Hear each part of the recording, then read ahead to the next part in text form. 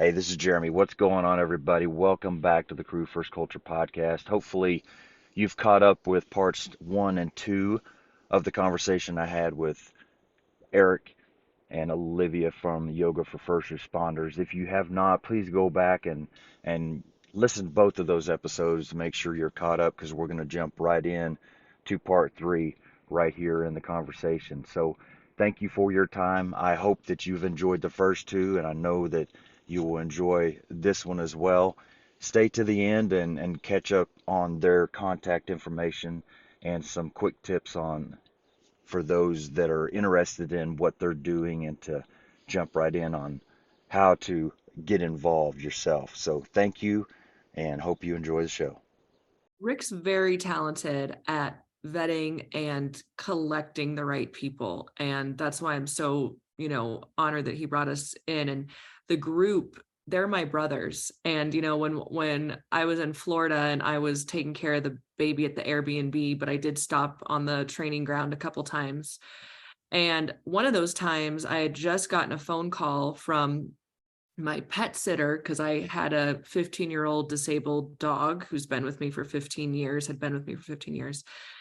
And we knew her days were numbered and she ended up passing away in March. But this was, when was this? Early March, February? Early March, yeah. It was just a few weeks later. Yeah. And so I got a call from her or a text that said, Abby's not doing well and, whatever. Anyway, it scared the shit out of me because my worst fear was not being with her when she passed. Yeah. And it was hard for me to go on that trip. Okay. So I go to visit the guys and I'm fine. But as soon as I step out, Robbie, Mark, they come up to greet me and they ask, how was your day? And just seeing their faces and how genuine they are, I start crying. Plan to, but just said, oh, my dog, da, da, da, da. Stopped what they're doing, embraced me, wouldn't let go, surrounded me with so much love and support, and what was just so amazing to me is that all of you guys have seen really tough stuff. And when I cry because of my dog, nothing else mattered but that. I mean, that shows their heart. And I'm truly grateful.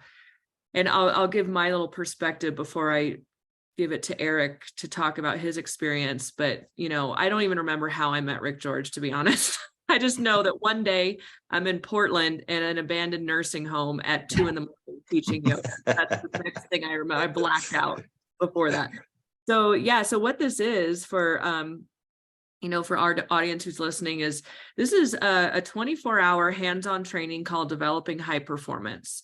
And being up for 24 hours, the typical shift for a firefighter is 24 hours. Sometimes it's 48 or longer. But it's so kind of mimics a shift where they're training, they're doing physical activity, you do break for eating.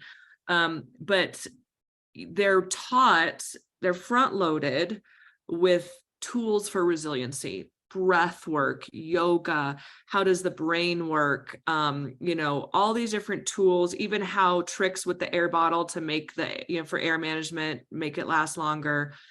And then as they're fatigued through the night, they're going through evolutions, right?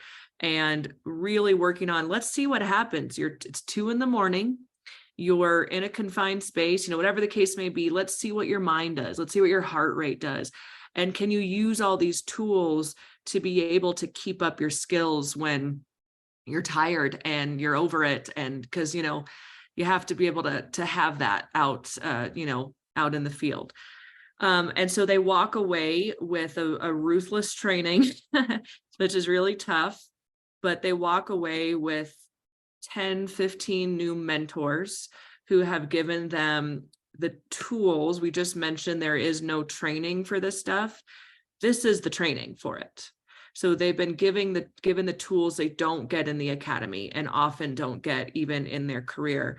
And we're fortunate that yoga is one of them. So the people that are signing up for this, we've seen the youngest, newest firefighters who miraculously know they need this for their career.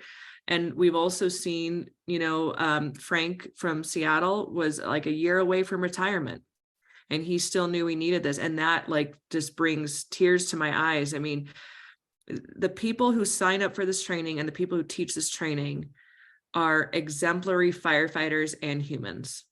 And it isn't for everyone, but I think it should be. Yeah. Anyway, that's my experience. But I did it in Portland, and I taught 12 yoga classes in 24 hours, ranging from 45 minutes to 5 minutes. I did sleep for 4 hours, everyone. Okay. Because guess what? I'm a firefighter. So I am going to go to sleep on a cot in an abandoned nursing home. Oh my God. But it was incredible. So anyway, and Eric was there too. And he was, kind of supporting me.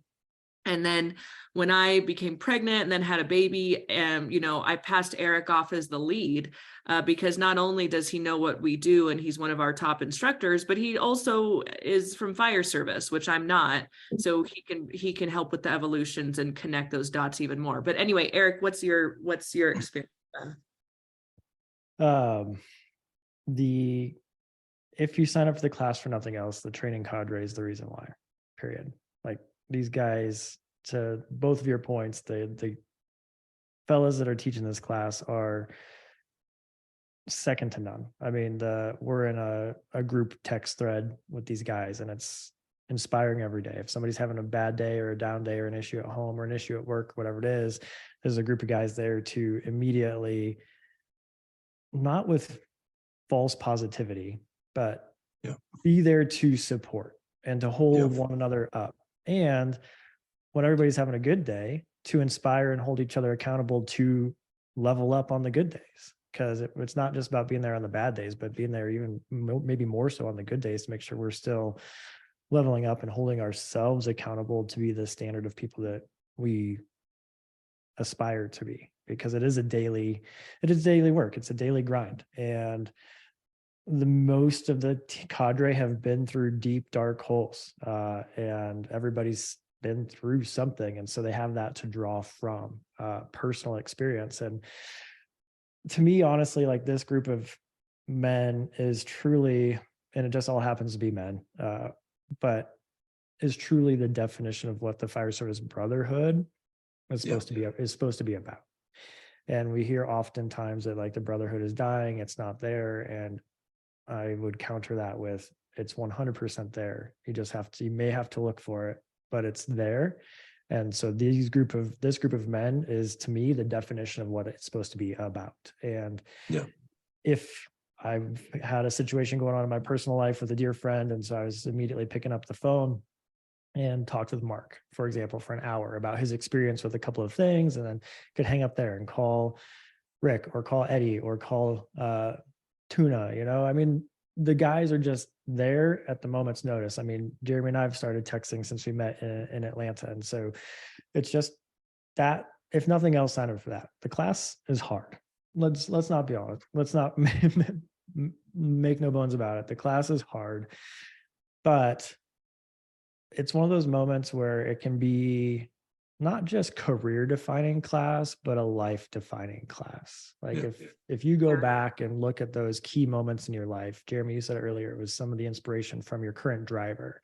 There was some inspiration there that you gathered. You could, if you thought about it, you could probably circle some conversations that were like, that's a critical conversation in my life that probably changed the trajectory of my life. I have no doubt that the people that go through the developing high performance class, even though it's a ball buster, will circle that date as a life-changing class, because of the power it has. And I actually was getting tears when Olivia was talking about how emotional those guys, like emotionally supportive they are. And we heard it this last time in Atlanta that from one of the guys, like they knew they were going to get their butts kicked, but they didn't know they were going to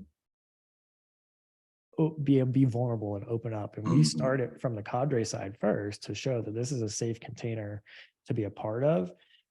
And honestly, when we talk about the mental health wellness part of the fire service, that's something that we are lacking. because it's emotions get a little bit fuzzy and I don't necessarily want to talk about those. Yeah. And so then we start shutting them down and stuffing them away, and then we start closing them off. And then once you start closing off the emotions, it's very hard to open that box up when you're with your family. So we start closing our emotions off with our family, and then our kids wonder why we're disconnected. And you can see how it perpetuates the cycle. So when you're given a moment in a safe container with these strong people to actually take the lid off of Pandora's box, so to speak, becomes very, very powerful very quickly. Yeah.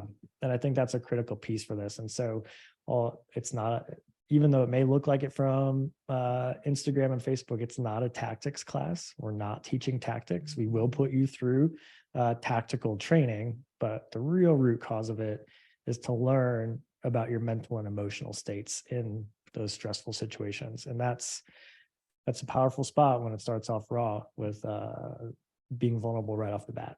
Yeah. You know, with necessity versus demand, like we talked before, when you do something you know you need to do, that's the most courage. So to be vulnerable, to know, God, I know I'm supposed to open up here, but it's easier to just drink, it's easier to close up and just watch TV, whatever. That's actually cowardice. The courage is saying, I need to, this is what I need, and I'm going to do it. I'm going to go through it. And on the other side of it is magic. On the other side of it is a world where power, and not power in the ego sense, but power in using all your systems the way they're meant to be used, power in terms of having these men and women around you that are of that same caliber. I mean, I get chills thinking about it. I want to tell one quick funny story about tuna real quick. Is that okay? Because it's always okay to tell a story about tuna. Some of our listeners are probably like, tuna. So, Rick has his nicknames for everyone. I'm Ollie, which I love. I've been upgraded from the thin Viking to the fat Viking. FYI, it hurt my feelings a little sympathy. So tuna was not part of the cadre for my first go around. And so then we start talking about the next go around, and now Tuna's involved. I have never met him. I didn't even know who he was. And I have someone, on my team that does my emails for me because I'm not, listen, I just get a lot of emails. I want to make sure everyone's answered in a prompt manner. So I have someone who does my emails for me. So she is kind of relaying this information about, getting the cadre together. And she says, they keep referring to tuna, and I don't like, tuna needs to do this and tuna needs to do that. And are you tuna? I was like, I don't know. Am I tuna? I was like, who the fuck is tuna? And if it's me, you need to tell me so I can get on this stuff. Okay. Turns out I'm not tuna. Okay. But someone else is, who is amazing, great, fun guy. And here's my little one thing I'll say. I was house mom at the training in Florida because I had our baby there and, whatever. While they were all out, training in the middle of the night, I cleaned the whole house and I did Tuna's laundry. And he didn't say anything. So Tuna, if you're listening, I know that was your laundry at the dryer. I folded it. You're welcome. That's all I have to say. Continue. Called out publicly. He's been holding on to that story for a hot second. So as a matter of time. I know, I've been waiting for the right. I was like, I'm going for the strategic moment to drop it. I think to kind of sum it all up, the best way that I've found to describe it is, it is a beat down. It is physically demanding, but that's not what it's about. Really, that beat down and that physical exertion is just basically a vehicle that gets the training staff where they need to be. And that means that these students, their bodies have basically failed them. Everything physically they have to compensate is gone. Now what's left is the mind, and that's where the instructors go to work. And so I think that's probably the best and easiest way I could describe the whole thing. But it is very very much a unique but impressive class for sure. Well, and that's honestly, so it inspired me that what you just said is like, we take it to the point where there's nothing left but the mind by getting the body so worn down. And that's honestly why I argue that I'm going to go back and being an executive member of Yoga for First Responders, put this back in there, is that's exactly why I believe that yoga is actually the exact right tool for this kind of work, because I can dial up and down the stress and pressure on your body very, very incrementally, very, very purposefully. And I hear it all the time, and it doesn't look like it, but I would go to the gym. Like if I had a stressful day or a bad day, I would go and just like sit on the rowing machine and like beat myself up on the rowing machine. Right. Like we have folks that say, oh, I bang it out in the gym. That's where I go. And that's my stress relief. But your body is going to give out before the mind does, if you're in that situation. And so, or your mind's going to put even before the body does, either way. So with yoga, we can actually put you in a position where both your mind and body are going to fatigue at a very similar rate. And then these guys that are high performers, that they get the adrenaline dump and they're going to go and knock it out of the park on their next search and rescue evolution in the middle of the night when they're in yoga class.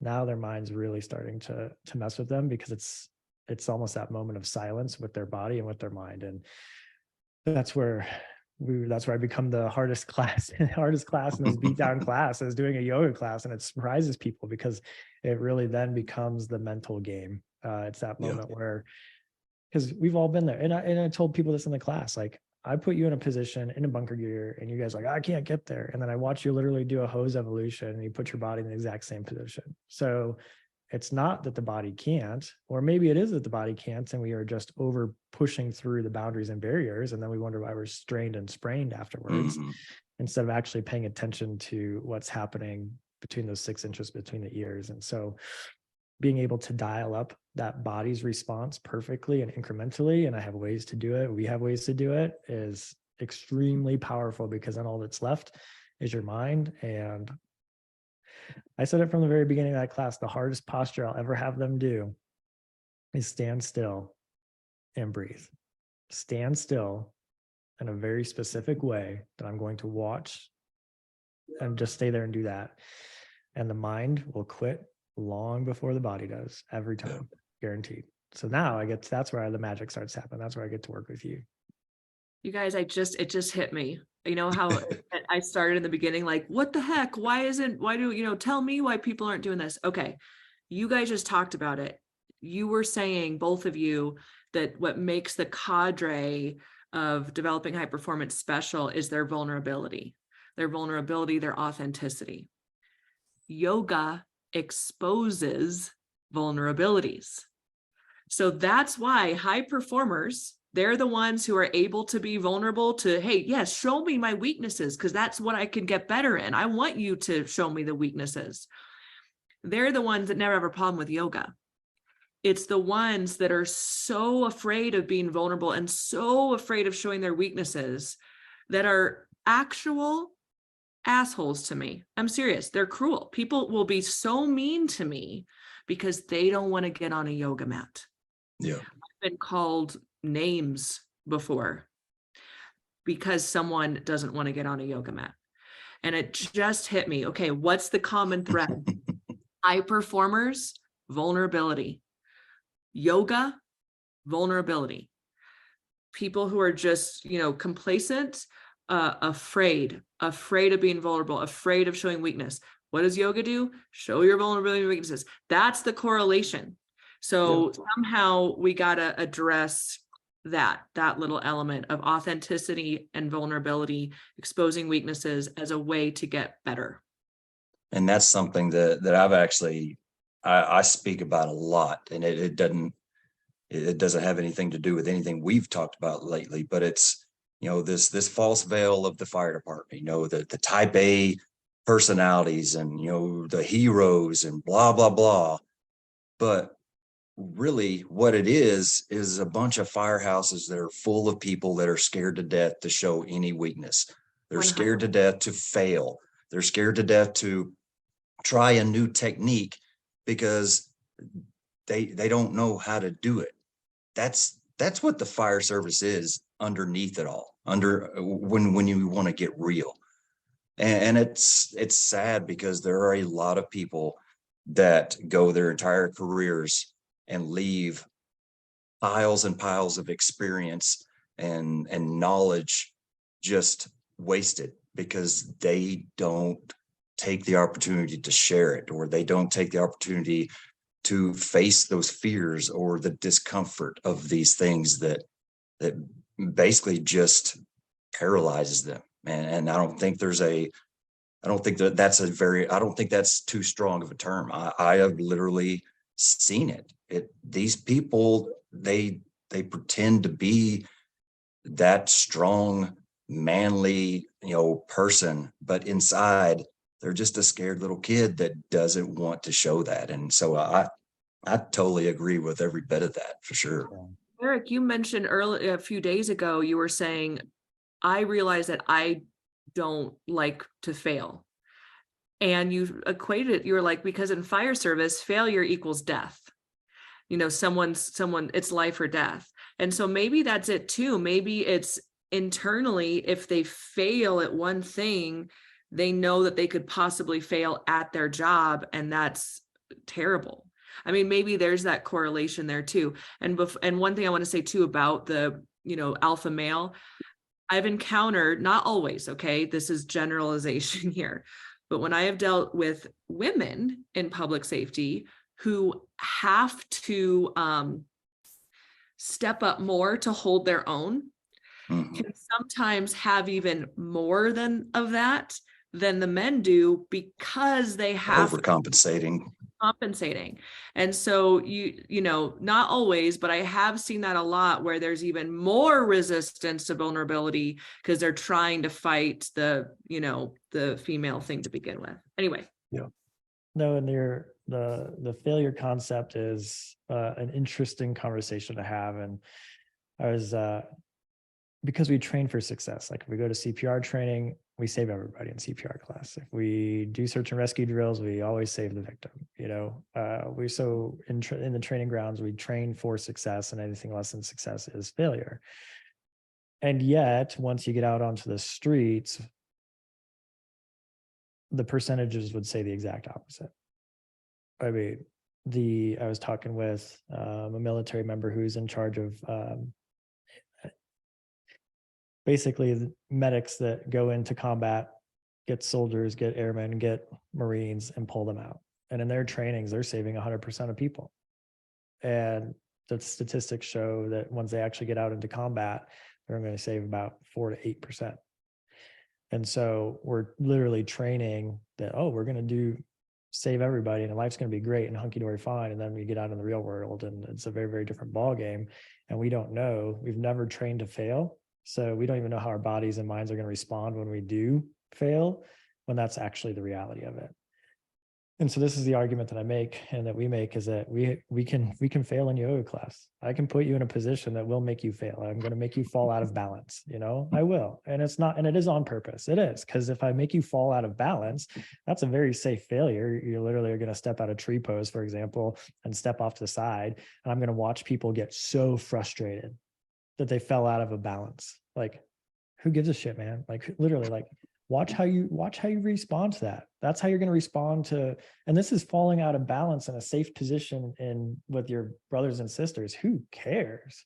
So now imagine how you're going to react out in the field, out in the world, if you're to make a mistake and fail. Like, we are humans. We are fallible. We can't remember everything. We can control what we can control, and the outcome is still going to be a quote unquote failure. And so if we don't start training and at least being aware of what happens when quote unquote failure happens, then again, we're setting ourselves up for failure.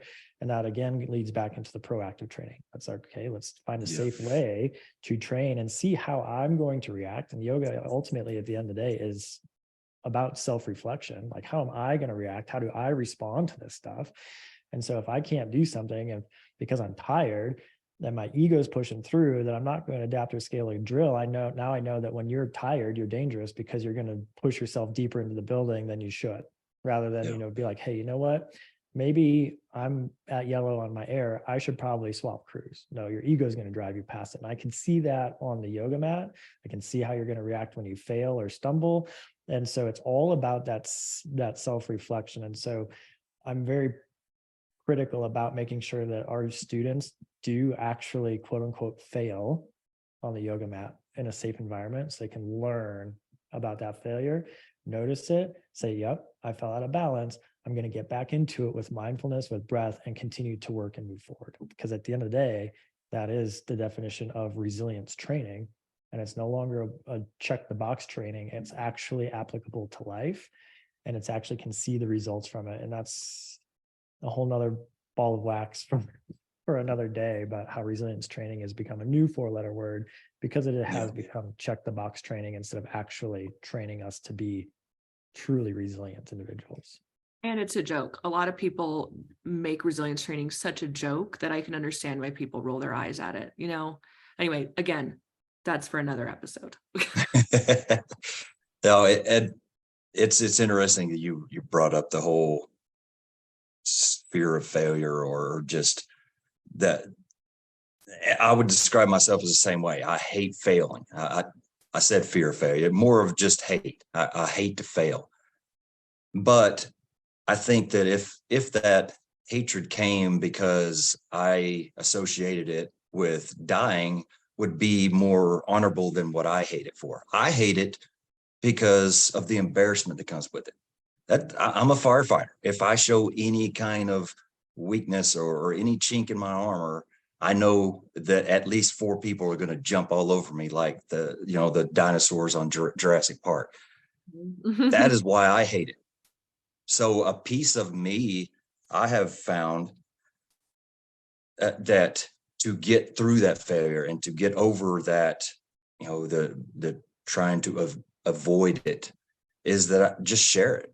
If I share those failures, if I talk about them, if I, write a blog about whatever it is, that's sometimes the only way I can kind of get past things, especially if it's something that truly has bothered me that I failed at. And so just kind of learning about myself, that has become something that I know I can use to get through some things. But it's just interesting that, it's goofy. It's stupid. And thankfully, for the most part, I don't avoid things because of the possibility of failing, just because I know how important it is. But there's a lot of people out there that's the only thing holding them back, is just they don't want to look like that person, or they don't want to give the fuel to somebody else to make fun of them. And so that could be life or death right there. And the difference is you don't want to be made fun of. And so it sucks, but that's how it is. Well, you mentioned that could be life or death right there. That actually goes back to, to our survival. So if you do feel embarrassed, if you're made fun of by your crew, down deep in our animal reptilian brain, caveman brain, that's a threat of being kicked out of the tribe, being kicked out of the group, being kicked out of the safety in numbers, being out of the cave, vulnerable and by yourself. So, that's why I don't want to blame anyone for these feelings. They really go back to this ancient survival of safety in numbers, being accepted. And so stepping out of bounds in our survival reptilian brain is the fear of death. So so that is, it feels silly, but it is, it is a real thing that I want everyone to know, that if you feel that way, it comes from somewhere, honest. And I think you're absolutely right. And that's why I tell people, we've made a point that if you practice yoga with us, you won't fail. It's not about failure or success. If you can breathe and you have a spine, then you can practice yoga and we will make it work. It's not a race to touch the toes. The goal isn't to touch the toes. The goal is to get on the yoga mat and do it. And your greatest effort is your greatest victory. So if you're on the yoga mat, you've already succeeded. Yeah, absolutely. And there's so many great benefits of all this. And again, it's one thing hearing it, but it's another thing to actually see it in the works of happening. And again, another step if you actually put it to work yourself and feel those things. So just it just almost leaves you kind of speechless as far as you can only talk so much about it. But I know that both of you, and I'm gaining a passion for it myself. It's just you want to keep trying to shake people and get them to that, to that point to where they're accepting of it. But I'm sure it's like anything else. It's a slow grind. You guys are definitely doing some great things and getting it out there.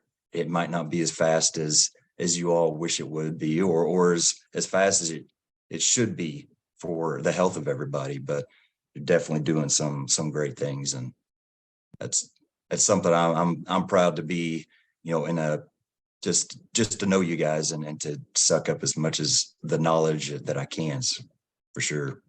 How I feel about meeting you, Jeremy. You're doing great stuff, and I'm proud to be associated with you. Yeah, absolutely, brother. It's been a pleasure getting to know you personally the last few months, and appreciate you having us on your show. I mean, it's you've got your circle of influences larger than I mean, shared between friends of friends and firefighters and those that know you and don't even know who you are. But I can tell everybody that's listening to this that Jeremy is a stand-up dude, and share his podcast, share his blogs far and wide. And from our personal conversations, I'm super excited to see what else comes from Mr. Jeremy Sanders, because I have a feeling this is just the beginning from what we've talked about.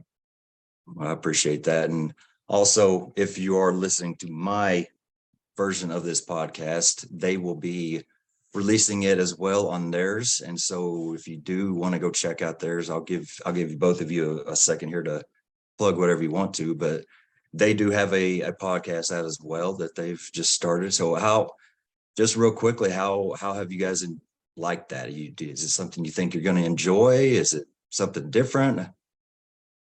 I mean, I love talking, so yes. You can probably see. Yeah, We pour ourselves a glass of whiskey and we just talk about this stuff.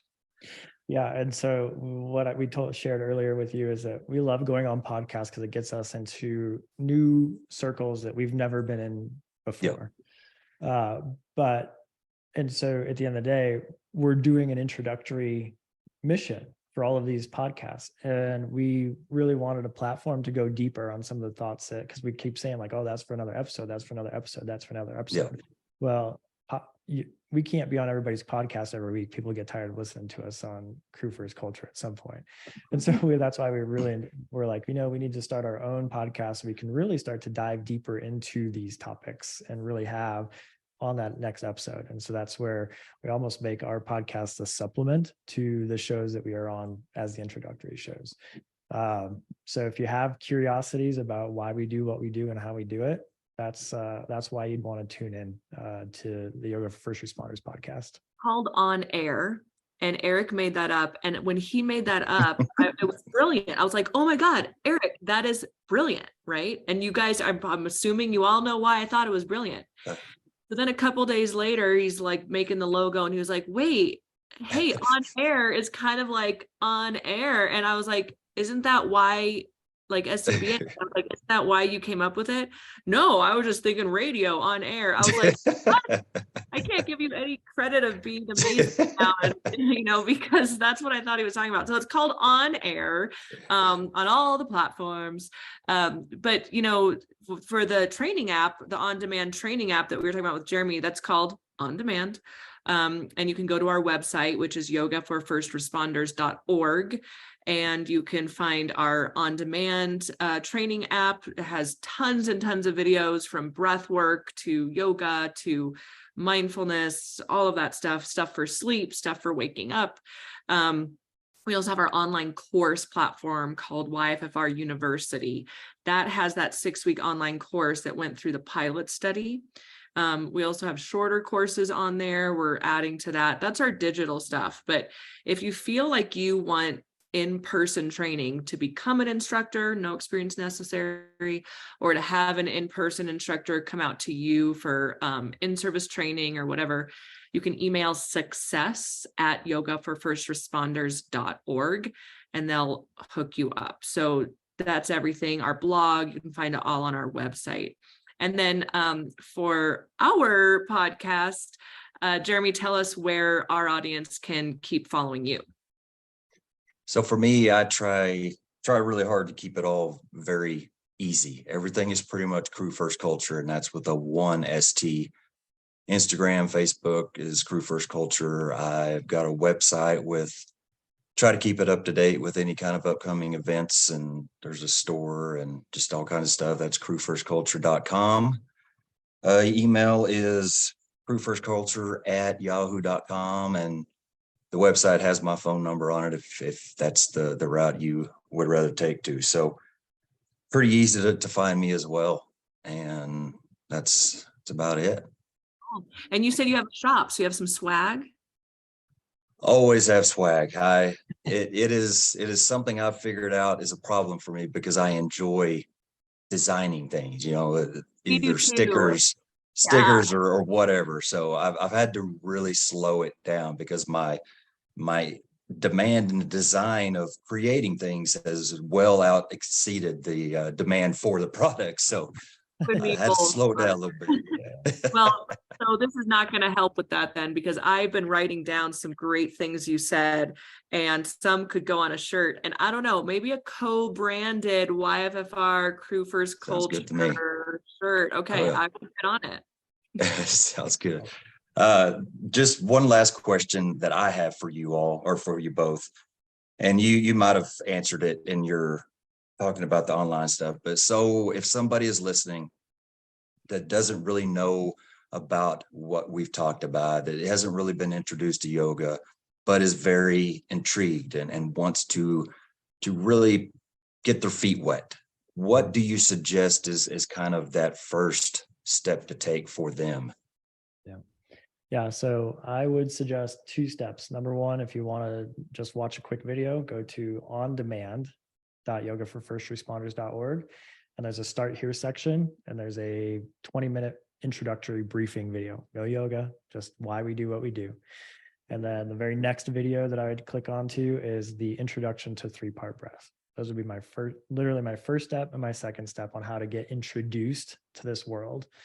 The rest of the start here section has other videos that you can do, including Those are all free. which are all free. There's enough free resources on that website that you could literally do a yoga practice a day for the rest of your life and be very, very happy.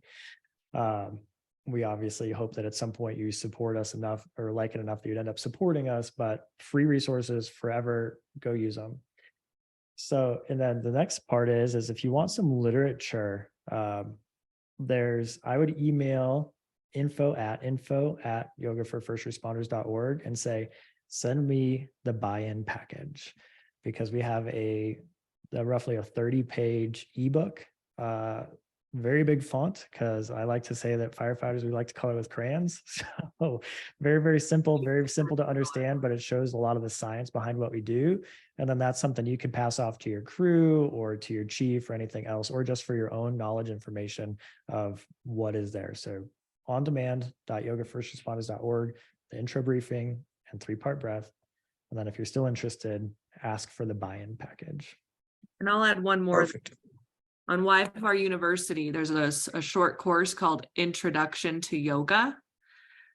You can do that course, and it's short, gives you practices, but gives you the very, very basics, and you can literally go from there. So, okay, perfect.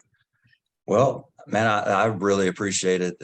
Definitely, I knew it was going to be a great conversation, and so you made more than my expectations were there. So I appreciate that. Do you guys have anything else that you want to bring up before we go?